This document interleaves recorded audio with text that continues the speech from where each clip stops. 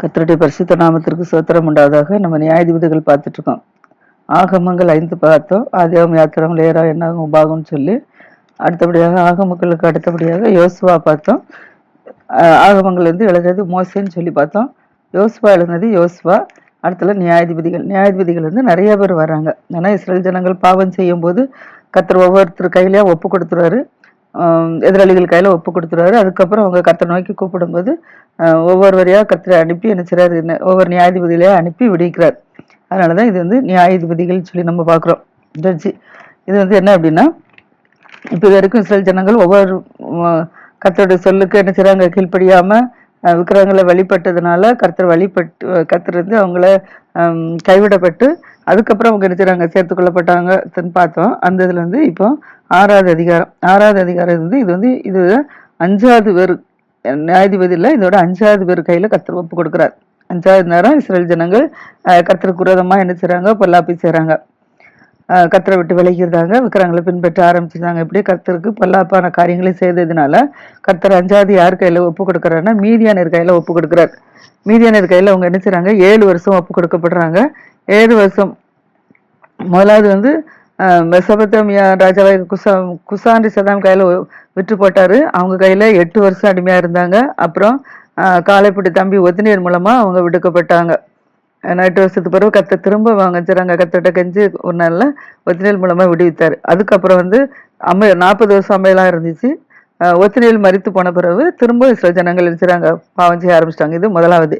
2வது எக்லோன் ராஜா திரும்பவும் அந்த ஒத்தினியல் மரித்து போன பிறகு 40 வருஷத்துக்கு அப்புறம் மீண்டும் பொல்லாப்பானதை செய்ய ஆரம்பிச்சிட்டாங்க. அந்த நேரத்துல எக்லோன் கையில ஒப்பு கொடுத்தாரு. எக்லோன் ராஜா, மோவாபின் ராஜாவாகிய எக்லோன் கையில ஒப்பு கொடுத்தாரு. அவர்கள் கையில 18 வருஷம் அடிமையா இருந்தாங்க. அதுக்கப்புறம் திரும்ப இஸ்ரேல் ஜனங்கள் நினைச்சிட்டாங்க, கர்த்தரை நோக்கி கூப்பிட்டதுனால இடது கை பழக்க முடிய எகுத்து என்ப ரட்சகனை கர்த்தர் அனுப்பினாரு. அந்த எகுத்து மூலமாக கர்த்தர் என்ன செஞ்சாரு, அந்த இஸ்ரேல் ஜனங்களை திரும்ப விடுவித்தாரு. அதுக்கப்புறம் 80 வருஷம் தேசம் என்ன செய்து அமைதலா இருந்துச்சு. 80 வருஷம் தேசம் அமைதலா இருந்த பிறகு அதுக்கப்புறம் இவங்க என்ன செய்றாங்க அப்படின்னா, 80 வருஷம் அமைதலாக இருந்த பிறகு திரும்பவும் என்ன செய்றாங்க, கர்த்தருடைய அந்த எகுத்து மரிச்சு போன பிறகு அதுக்கப்புறமும் இவங்க என்ன செய்றாங்க, கர்த்தருடைய பார்வைக்கு பொல்லாப்பானதை செய்ய ஆரம்பிச்சிட்டாங்க. அந்த நேரத்துல சம்கார் என்பவன் எழும்பி என்ன செஞ்சனா, பெலிஸ்தேர்ல ஒரே தாட்டுக்கொள்ளால 600 பேர் என்ன செய்யறான், முறியடித்து போட்டான்னு சொல்லி பாக்குறோம். அதுக்கப்புறம் என்ன செய்யற, கர்த்தர் என்ன செய்யறா, திரும்பவும் கர்த்தர் பொல்லாப்பானதை கையை செய்ய ஆரம்பிச்சோன்னே ஆசோரின் ராஜாவாகிய யாபின் கையில, கானானியன் ராஜா கையில என்ன செஞ்சிட்டாரு, வெற்றி போட்டாரு. அப்போ வெற்றி போடும் போது சிசரா அவங்களுக்காக என்ன செய்யறாரு, யுத்தம் பண்ணிட்டு இருந்தாரு. ஆனா அந்த சிசராவை கர்த்தர் என்ன செஞ்சாரு, ஒரு தெபரால் என்கிற தீர்க்கதரிசி மூலமா, பாராக் என்ற மனுஷன் மூலமாக நியாயாதிபதி மூலமா கர்த்தர் என்ன செஞ்சாரு, தீர்க்கதரிசி மூலமா அந்த தெபரால் மொத்தமாக அவர்களை ரட்சிக்க கர்த்தர் கிருபை செஞ்சாரு. ஒரு யாகேல் என்ற ஒரு ஸ்திரீ என்ன செஞ்சாரு, அவர் கூடார ஆணி வச்சு அவனை என்ன செஞ்சிட்டு அந்த சிசராவை என்ன செய்ய ஆணி வச்சு நெத்தில அரைஞ்சு, கூடார ஆணி வச்சு அரைஞ்சு கொண்டுட்டான். அதுக்கப்புறம் தேசம் 40 வருஷம் அமையலா இருந்துச்சு. 40 வருஷம் அமையலா இருந்துச்சு. அதுக்கப்புறம் இப்ப 5வது அதிகாரத்துல திரும்பவும் அந்த 40 வருஷத்துக்கு அப்புறம் திரும்பவும் கர்த்தர் என்ன செஞ்சு, இஸ்ரேல் ஜனங்கள் என்ன செஞ்சாங்க, கர்த்தருக்கு பொல்லாப்பானதை செய்ய ஆரம்பிச்சிட்டாங்க. பொல்லாப்பானதை செய்ய ஆரம்பிச்சோன்னே இப்போ என்ன செய்யறாரு, கர்த்தர் மீதியானர் கையில என்ன செஞ்சுட்டாரு, ஒப்பு கொடுத்துட்டாரு. மீதியானர்கள் கையில இவர்களை என்ன செய்யறாரு, இஸ்ரேல் ஜனங்களை 7 வருஷம் என்ன செய்யறாரு, ஆண்டுகிட்டு இருக்கிறாங்க. அப்போ ஆண்டுட்டு இருக்காங்க. இது மாத்திரமல்ல, இவங்க இவங்களுக்கு இப்ப அடிமையா இருக்கிறதுனால என்ன செய்யறாங்கன்னா, இவங்களை கொடுமைப்படுத்துறாங்க. எல்லாருக்குமே அப்படிதான். கர்த்தரை விட்டு விலகியே விக்கிரகங்களை பின்பற்றி போகும்போது அவங்க இவங்களை ரொம்ப உபத்திரப்படுத்தும் போது ஒவ்வொருத்தரவா தாங்காதபடிக்கு மீண்டும் என்ன செய்யறாங்க, கர்த்தர்கிட்ட வராங்க. இப்ப அதே போலதான் இப்ப என்ன செய்யறாங்கன்னா, இந்த மீதியானர் கையில இவங்க அடிமையா இருக்கிறதுனால எப்படி முன்னால இஸ்ரேல் ஜனங்கள் எகிப்தியர்கிட்ட அடிமையா இருந்தாங்களோ, அப்ப எப்படி அவங்கள வேலையில ஒடுக்குனாங்களோ அதே போலதான் இப்பமா என்ன செய்யறாங்க, இவங்க கர்த்தரை விட்டு விலகி போகும்போது கர்த்தர் இவங்களை கைவிட்டதுனால மற்ற ராஜாக்கள் இவங்களை ஆண்டு இவங்களை என்ன செய்யறாங்க, ரொம்ப கொடுமைப்படுத்துறாங்க. அதுலதான் இப்போ மீதியானர்களுக்கு ஒப்பு கொடுக்கும் போது இவங்க என்ன செய்யறாங்க, பயிர் செய்யறாங்க, விதையெல்லாம் விதைக்கிறாங்க. இதெல்லாம் என்ன செய்யறாங்க, அழிச்சு போட்டுறாங்க. மீதியானர்கள் மித்தம் இவங்க என்ன செய்யறாங்க, மலையில, கெபியில, குகையில, அரணான ஸ்தலங்கள்ல இங்க போய் இவங்க என்ன செய்யறாங்க, அடைக்கலம் புகுந்து போய் இருக்கிறாங்க. ஏன்னா ஊர்களை இருக்க முடியல, அவங்க கொடுமைப்படுத்துறதுல இவங்களால இருக்க முடியாதபடிக்கு இவங்க மலை, கெபி, குகை, அரணான ஸ்தலம் இப்படிப்பட்ட இடங்களை தேர்ந்தெடுத்து இப்ப இஸ்ரேல் ஜனங்கள் என்ன செய்யறாங்க, வாழ்ந்துட்டு இருக்கிறாங்க. அது மாத்திரமில்ல, அவங்க விதை விதைக்கும் போது என்ன செய்றாங்கன்னா, மீதியானியர்கள், அமலேக்கியர், கிழக்கத்தி புத்திரர் 3 பேரும் சேர்ந்து விடுவாங்க. மீதியானியர், அமலேக்கியர், கிழக்கத்தி புத்திரர் 3 பேரும் சேர்ந்து கொண்டு இவங்களுக்கு விரோதமா எழும்பி என்ன செய்வாங்கன்னா, இஸ்ரேல் ஜனங்கள் எங்க குடியிருக்கிறாங்களோ அங்க காசான் எல்லை மட்டும் அங்கிருந்து நிலத்தின் விளைச்சல் என்ன செய்றாங்க, கெடுக்க ஆரம்பிச்சிட்டாங்க. இவங்க நிலம் பயிர் செய்யறாங்களா, நிலத்துல என்ன செய்றாங்க, கெடுக்க ஆரம்பிச்சிட்டாங்க. எப்படி கெடுக்குறாங்கன்னா, இஸ்ரேல்ல அவங்களுக்கு ஆகாரம் கிடைக்கக்கூடாது அப்படிங்கிறதுக்காக வேண்டி ஆடு மாடு கழுதை இதெல்லாம் என்ன செய்றாங்க, வைக்க மாட்டாங்க, எல்லாத்தையும் பிடிச்சிட்டு போயிடுவாங்க. இப்படி அவங்க விவசாயத்தை என்ன செய்றாங்க, விளைய நிலத்துல பயிர் செய்ய விட மாட்டேங்காங்க, அதை அழிச்சு போட்டுறாங்க. ஆடு மாடு கழுதைகளையும் என்ன செய்றாங்க, பிடிச்சிட்டு போயிடுறாங்க. இப்படி மீதியானவர்கள் கையில இஸ்ரேல் ஜனங்கள் ரொம்ப என்ன செய்றாங்க, அடிமைப்படுத்தப்பட்டாங்க.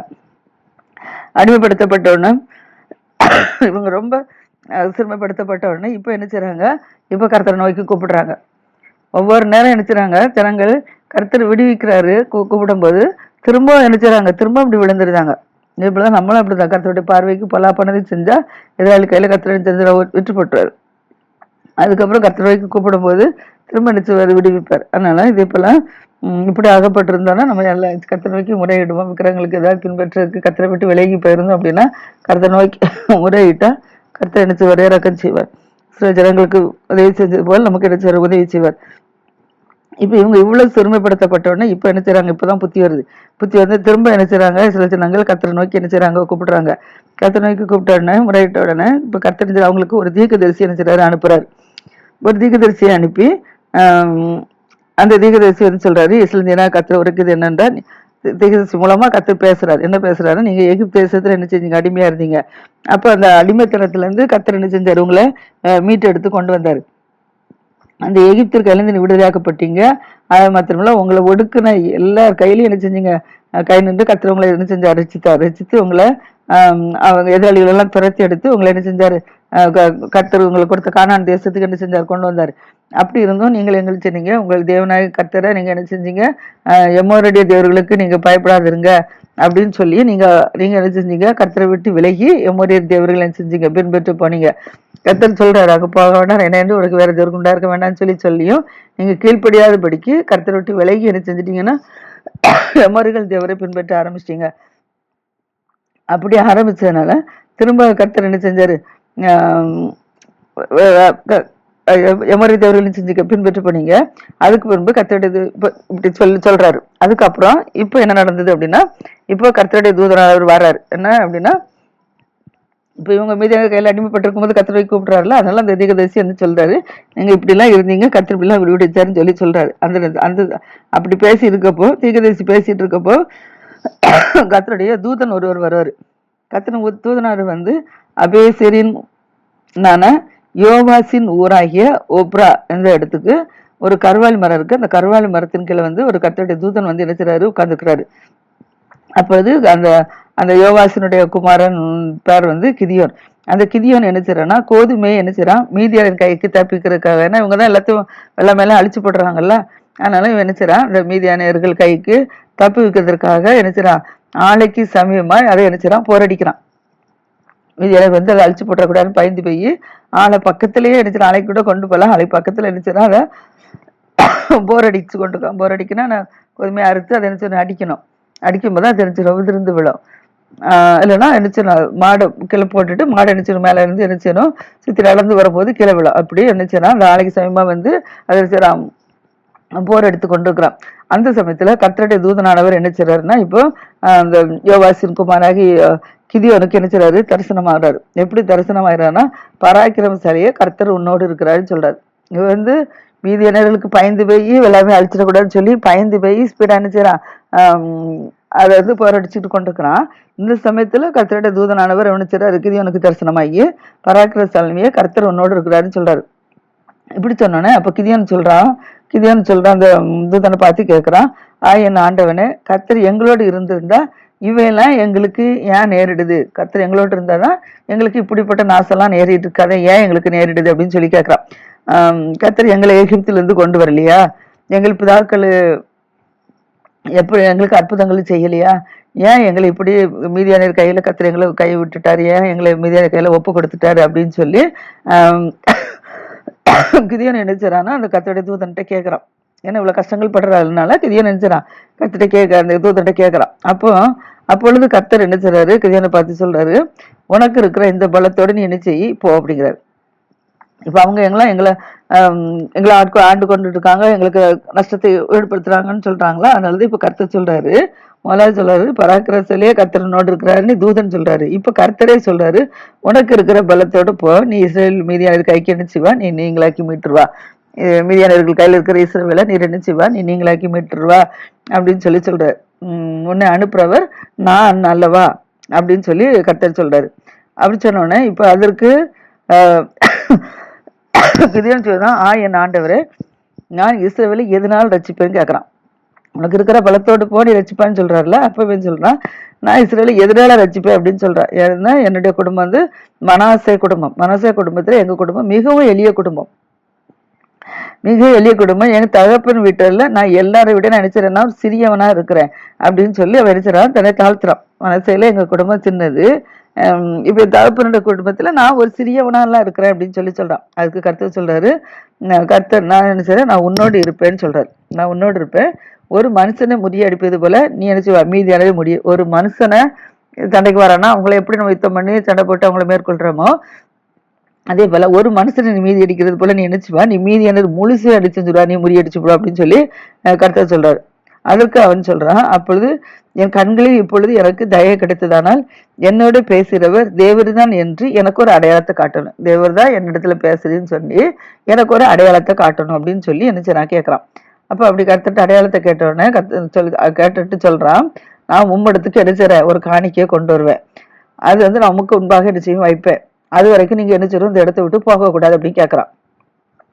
நீ என்கிட்ட பேசுறது உண்மையான தேவன் தான் என்கிட்ட பேசுறேன்னா நான் வந்து ஒரு காணிக்கை கொண்டு வர வரைக்கும் இந்த இடத்த விட்டு போகக்கூடாது அப்படின்னு சொல்லி அவன் சொல்றான். அப்படி திரும்பி சொன்ன உடனே கர்த்தர் சொல்றாரு, நீ திரும்பி வர மட்டும் நான் என்ன செய்வேன், அங்கதான் இருப்பேன் அப்படின்னு சொல்றாரு. உடனே கிதியோன் என்ன செய்றான், நிறைய வீட்டுக்குள்ள போறான். போய் என்ன செய்றான், ஒரு வெள்ளாட்டி குட்டி என்ன செய்றான், பிடிச்சிட்டு வரான். ஒரு வெள்ளாட்டி குட்டி பிடிச்சி அதை என்ன செய்றான், சமைக்கிறான். சமைச்சு ஒரு மரக்கால் மாவில புளிப்பில்லாத அப்பங்களையும் ஆயத்தப்படுத்துறான். ஒரு வெள்ளாட்டு குட்டியை அடிச்சு சமைக்கிறான். ஒரு மரக்கால் மாவுல புளிப்பில்லாத அப்பமும் சுடுறான். சுட்டுட்டு இறைச்சி என்னச்சுறான், ஒரு கூடையில வச்சு கொண்டு வரான். இறைச்சி ஒரு கூடையில வச்சு ஆணத்தை என்னச்சுறான், ஒரு கிண்ணில என்னச்சுறான் வறுக்கிறான். வறுத்து கொண்டுட்டு வரான். அதை வெளியில கருவாளி மரத்திற்கு கீழே இருக்கிற அவரிடத்துல கொண்டு வந்து வைக்கிறான். என்ன சொன்னாலும் நாங்க திரும்பி வர மட்டும் நீ இந்த கருவாளி மரத்துக்கு அடியில இருக்கணும் அப்படின்னு சொல்றான்ல. அதனால இப்ப கர்த்தர் என்ன சொல்றாரு, சொன்ன மாதிரி இப்ப வெள்ளாட்டையும் அடிச்சு புளிப்பிலா பத்தி சுட்டு ஆணத்தையும் கொண்டுக்கிட்டு வரான். கொண்டுட்டு அந்த கருவாளி மரத்திற்கு கீழே இருந்துடா இருக்கிற கட்டடத்தை கொண்டுட்டு வரான். அப்பொழுது தேவனுடைய தூதனானவர் அவனை நோக்கி சொல்றாரு, நீ இந்த இறைச்சி என்ன இறைச்சியும் புளிப்பில்லாத அப்பத்தையும் எடுத்து இந்த கற்பாறையின் மேல நீ வைத்து ஆணத்தை ஊற்றுங்கிறாரு. இறைச்சியையும் புளிப்பில்லாத அப்பத்தையும் கற்பாறையின் மேல நீ என்ன செய் வச்சு அதன் மேல என்ன செய்ய, நீ ஆணத்தை ஊற்று அப்படின்னு சொல்றாரு. அப்படி சொன்ன உடனே இப்ப என்ன செய்யறான் கிதியோன், அந்த கர்த்தருடைய தூதன் சொன்னபடி என்ன செய்யறான், அப்படியே செய்யறான். கர்த்தருடைய தூதனும் கர்த்தரும் பேசுறாங்க. கர்த்தர் தூதன் தான் பராக்கிரமசாலியே கர்த்தர் உன்னோடு இருக்கிறாருன்னு சொல்றாரு. அதுக்கப்புறம் கர்த்தரே உன்கிட்ட பேசுறாரு, உனக்கு இருக்கிற பலத்தோடு போங்கிறாரு. அப்படின்னு சொல்றாரு, நான் உன்னோட கூட இருப்பா இருக்கிறாரு. அப்படி சொன்னால்தான் என்னோட பேசுற நீர் தான் அப்படின்னு சொல்லி எனக்கு அடையாளத்தை காமிக்குன்னு சொல்லிட்டு தான் நான் வர வரைக்கும் இங்க இருக்குன்னு சொல்றான். அதன்படி இப்ப சமைச்சு கொண்டு வந்த உடனே இப்ப நினைச்சிட கற்பாறையின் மேல நினைச்சு இதை வச்சு அதுக்கு மேல நீ ஆணத்தை ஊற்றுங்கிறாரு. உடனே கிதியோன் நினைச்சிட அப்படியே செய்றான். அப்பொழுது கர்த்தருடைய தூதன் தமது கையில் இருந்த கோழி நுனியை நினைச்சிட நீட்டுறாரு. அது கையில் இருக்கிற கோழி நுனியை நினைச்சிட நீட்டுறாரு. நீட்டி அந்த இறைச்சியையும் புளிப்பில்லாத அப்பத்தையும் இறைச்சிறாரு, தொடுறாரு. அந்த கோலுனால அந்த இறைச்சியும் புளிப்பில்லாத அப்பத்தையும் இறைச்சிறாரு, தொடுறாரு. அப்பொழுது அக்கினி நினைச்சது கற்பாறையிலிருந்து எழும்புது. அந்த கோலை வச்சு தொட்ட உடனே அக்கினி கற்பாறையிலிருந்து எழும்பி இறைச்சியையும் புளிப்பில்லாத அப்பத்தையும் இறைச்சது அப்படியே பட்சித்து போட்டிருக்கு. இப்போ கர்த்தரின் தூதனம் என்றால் அவன் கண்களுக்கு என்ன செஞ்சுட்டாரு, மறந்து போயிட்டாரு. அதாவது சொன்னா நான் கொண்டு வராது நீ சாப்பிடணும் அப்படின்னு சொல்லி கேட்கறான். அதன்படியா கொண்டு கொடுத்தோடனே இப்ப நினைச்சாரு அக்கினி வந்து நினைச்சது பச்சித்து அது எடுத்து போட்டோன்னே இப்ப கர்த்தருடைய தூதன் கண்களுக்கு முன்பாக மறைஞ்சு போயிட்டாரு. அப்பொழுது கிதியோன் சொல்றான், அவர் கர்த்தருடைய தூதன் என்று என்ன செய்யறான், இப்ப கண்டுக்கிட்டான். கர்த்தருடைய தூதன் தான் நம்மகிட்ட வந்திருக்கிறாரு அப்படின்னு சொல்லி இவன் கண்டுபிடிச்சிட்டான். கண்டுபிடிச்சதுதான், ஐயோ கர்த்தராகி ஆண்டவரே, நான் கர்த்தருடைய தூதனை முகமுகமா நான் கண்டேனே அப்படிங்கிறான். ஏன்னா டைரக்டா முகமுகமா பேசுறாங்கல்ல, அதனால அவன் சொல்றான், ஐயோ கர்த்தராகி ஆண்டவரே, நான் கர்த்தருடைய தூதனை என்ன செஞ்சுட்டேன், நான் முகமுகமாய் கண்டேனே அப்படின்னு சொல்லி சொல்றான். அதுக்கு கர்த்தர் சொல்றாரு, உனக்கு சமாதானம், நீ பயப்படாத, நீ சாவதில்லைங்கிறார். முகமா கண்டனேன்னு சொல்லி அவன் பயப்படும் போதுதான் கர்த்தர் சொல்றாரு, நீ பயப்படாத, நீ சாவதில்லை அப்படின்னு சொல்றாரு. தூதனும் கர்த்தர் தூதனும் கர்த்தரோட நினைச்சுறாங்க, மாதிரி மாதிரி பேசுறாங்க. அப்போ அதுங்க உடனே கிதியோன் நினைச்சான், கர்த்தருக்கு ஒரு பள்ளிப்படத்தை நினைச்சா கட்டினான். கர்த்தரோட தூதனை நம்ம கண்டோம், கர்த்தர் முகமா பேசினாரு, கர்த்தர் தூதனை முகமா பேசுறத கண்ட உடனே இப்ப கர்த்தருக்கு அங்க நினைச்சிடான், ஒரு பள்ளிப்படத்தை கட்டிட்டான். அந்த இடத்துல கட்டிட்டு அதுக்கு யெகோவா ஸ்தலம் என்று நினைச்சிடான், பேரிடுறான். அது இந்நாள் வரைக்கும் அபியேசின் ஊராகிய ஓப்ராவில் இருக்கிறாராம். நம்ம வந்து ஆதியாகத்துல இருந்து நம்ம பார்த்துட்டு வரோம். நோவா காலத்துல இருந்தே நினைச்சிடறோம், ஒவ்வொருவராக நினைச்சுறாங்க. கத்திர காணும் போது, கத்திர பேசும்போது, கத்திர தரிசனமான இடத்துல உடனே நினைச்சுறாங்க, ஒரு பலிப்படத்தை உண்டாக்குறாங்க. அங்க அப்படி நினைச்சுறாங்க, பலி செலுத்துறதுக்கு ஆரம்பிக்கிறத நம்ம பாக்குறோம். ஆனா இப்போ நம்ம நினைச்சிட, கத்தமுக்கு ஒரு அற்புதம் செஞ்சா நம்ம நினைச்ச மட்டுக்கும் சபையில போய் நன்றி சொல்ல மாட்டோம். ஆனா அவங்க அந்த இடத்துல போய் நினைச்சுறாங்க, அற்புதத்துக்கு நினைத்து ஒரு பலிப்படத்தையே கட்டிடுறாங்க.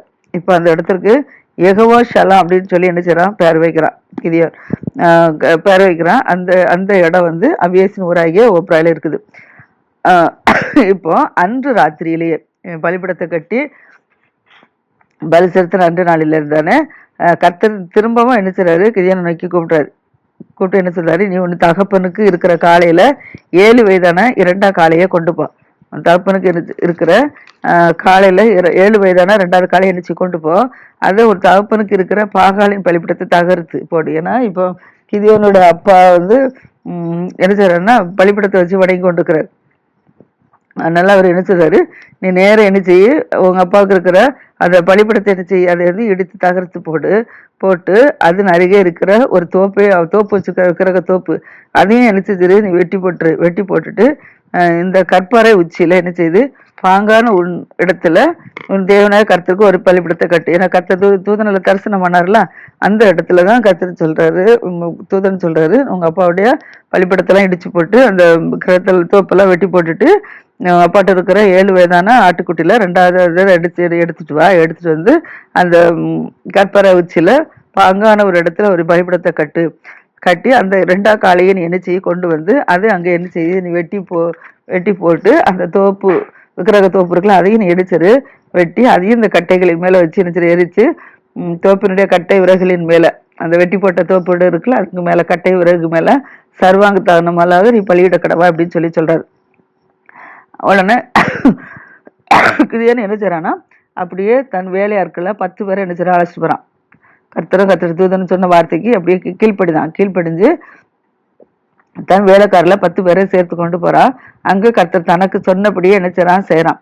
அவன் முதல்ல இருக்கிறான், தன் தகப்பன் குடும்பத்தாருக்கும் அந்த ஊர் மனுஷருக்கும் என்ன செய்றான், பயப்படுறான். ஏன்னா கர்த்தர் சொல்லிட்டாரு, தோப்பை வெட்டி போட சொல்லிட்டாரு, பலிபீடத்தை இடிச்சு போட்டாரு.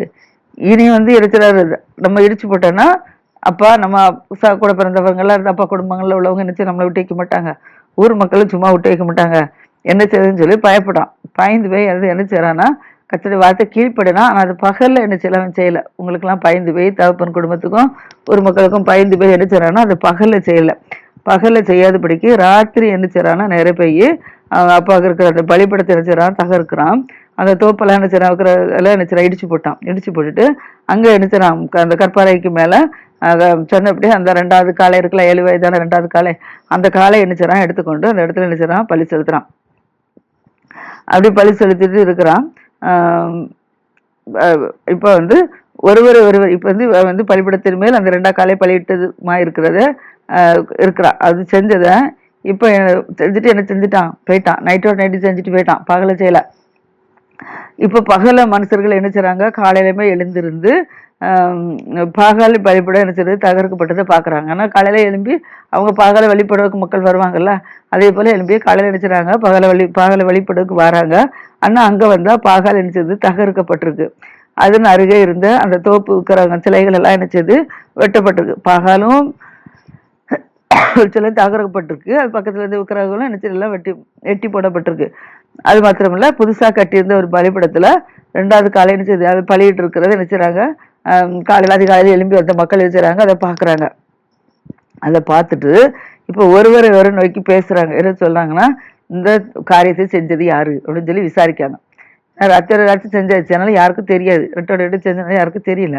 காலையில இருந்து பார்க்க சொல்றாங்க, இந்த காரியத்தை செஞ்சது யாரு, இது யாரு, அக்கினியா இதெல்லாம் இடிச்சு போட்டு அக்கினியால சுட்டு வச்சது யாரு அப்படின்னு சொல்லிட்டு, காலையெல்லாம் பள்ளியில் செலுத்திருக்கு புதுசா ஒரு இடத்துல அப்படின்னு சொல்லிட்டு இது யாருன்னு சொல்லி விசாரிக்கிறாங்க. அப்படி விசாரிக்கிற போது யோவாசின் மகன் கிதியோன் அப்படின்னு சொல்லி, கிதியோன் தான் இதை செய்தான் அப்படின்னு சொல்லி சொல்றாங்க.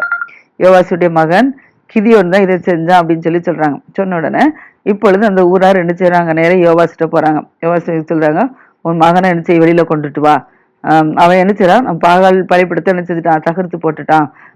அது அருகே இருந்த தோப்பு உக்கிரத்தெல்லாம் என்ன செஞ்சுட்டான், வெட்டி போட்டுட்டான். அதனால அவன் சாகணும், அவன் அங்க அவனை வெளியில கொண்டு வா அப்படின்னு சொல்லி யோவாசிட்ட இருந்து கேட்கறாங்க. உன் மகனோட கிதியோனை வெளியில கொண்டு வா அப்படின்னு சொல்றாங்க. உடனே யோவாசு என்ன சொல்றேன்னா, தனக்கு விரோதமா நிக்கிற அந்த ஜனங்களை பார்த்து சொல்றான், நீங்களா பாகாலுக்காக வழக்காடுவீங்கன்னு கேட்கறான். ஏன்னா கர்த்தர்லாம் பாகால் பலிபீடத்தை தகர்த்து போட வச்சிருக்காரு. அப்ப இவங்க ஜனங்கள் வந்து இங்கும்போது மக்கள் விடுவாங்களா, கர்த்தர் விடுவாரா, விட மாட்டார்ல. அதனால யோவாசி சொல்றா, நீங்களா பாகாலுக்காக வழக்காடுவீங்க, நீங்களா அதை ரசிக்க போறீங்க, அதை வழக்காடுறவன் இன்று காலையிலே செத்துருவான் அப்படிங்கிறார். நீங்க இது பாகலுக்காக வேண்டி யாரும் நீங்க நினைச்சீங்க வாக்குவாதம் பண்ணீங்கன்னா காலையில நீங்க என்ன செஞ்சிருவீங்க, சேர்த்து போயிருவீங்க அப்படின்னு சொல்லி சொல்றான். சொல்லிட்டு அந்த பலிபீடத்தை நாங்க இப்ப தகர்த்து போட்டது நிமித்தம் அந்த தெய்வமே என்ன செய்யிட்டு வழக்காட்டுட்டு நீங்க ஏன் வந்திருக்கீங்க அப்படின்னு சொல்லி சொல்றான். அதனால இப்ப அந்த பலிபீடத்தை தகர்த்து போட்டது நிமித்தம் பாகல் அவனுடைய வழக்காடட்டும் அப்படின்னு சொல்லி சொல்லி அந்நாளில அவனுக்கு எருபாகால் அப்படின்னு சொல்லி வச்சுதான் பெயரிடப்பட்டுச்சு. யோவாசி உடனே என்ன செஞ்சுட்டான், நீங்களா அந்த பாகலுக்காக வழக்காட்ட போறீங்க அப்படின்னு சொல்லிட்டு தான் அந்த அவங்க வழக்காட்டு நிமித்தம் அந்த இடத்துக்கு என்ன செய்யறான், பாகாலுக்கு மறுபேரு எருபாகால் அப்படின்னு சொல்லி என்ன செய்யறான், பெயர் வச்சுட்டான் யோவாசு. இப்ப அடுத்தபடியாக என்ன செய்றாங்கன்னா, மீதியானியர்கள், அமலேக்கியர்கள், கிழக்கத்தி புத்திரர்கள் இவர்கள் எல்லாரும் என்ன செய்றாங்க, மயகமா கூட்டி வராங்க. கூட்டி வந்து ஆற்றை கடந்து வராங்க. கடந்து வந்து இஸ்ரேல்ல பள்ளத்தாக்குல இருந்து என்ன செய்றாங்க, பாளையம் இறங்கி இருக்கிறாங்க. மீதி நாளை தினத்தில் பார்ப்போம். கர்த்தர் நம்மளை ஆசீர்வதிப்பாராக. ஆமென்.